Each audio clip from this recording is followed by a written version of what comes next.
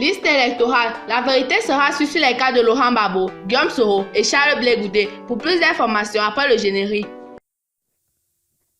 Avant de commencer, abonnez-vous à la chaîne et activez la cloche de notification car cela va vous permettre de ne plus manquer les prochaines vidéos. Let's go!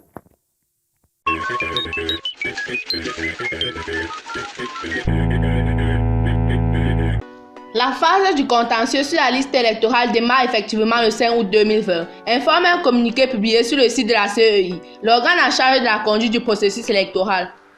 La période du contentieux sur la liste électorale commence le 5 août 2020.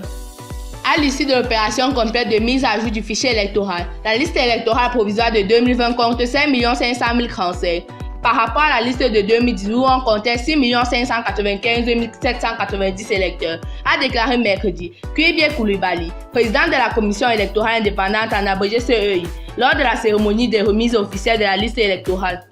Aux partis politiques et aux éventuels candidats aux élections présidentielles du 31 octobre 2020, il a précisé que le nombre de nouvelles demandes prises en compte après traitement est de 1 645 693 électeurs, dont 7 040 737 de la catégorie 1 et 900 956 nouvelles inscriptions.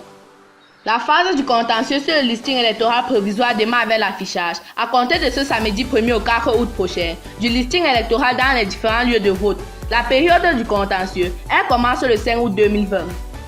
Après cette étape, l'institution procédera à la production de la liste électorale définitive. Le contentieux de la liste électorale vise à régler les litiges, mettant en cause la régularité des inscrits sur la liste électorale, exclure les personnes indûment inscrites, rectifier les données personnelles de certains inscrits et inscrire les personnes omises, a expliqué le président de la CEI.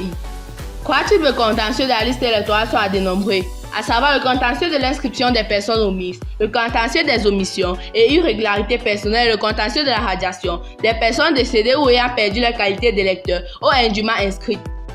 L'objectif de cette étape, avait-il poursuivi, est de disposer d'un document fiable exempt de tout reproche afin d'éviter des contestations, voire des violences. Le listing électoral définitif sera disponible le 23 septembre 2020 et la distribution des cartes d'électeurs du 5 au 23 octobre au plus tard.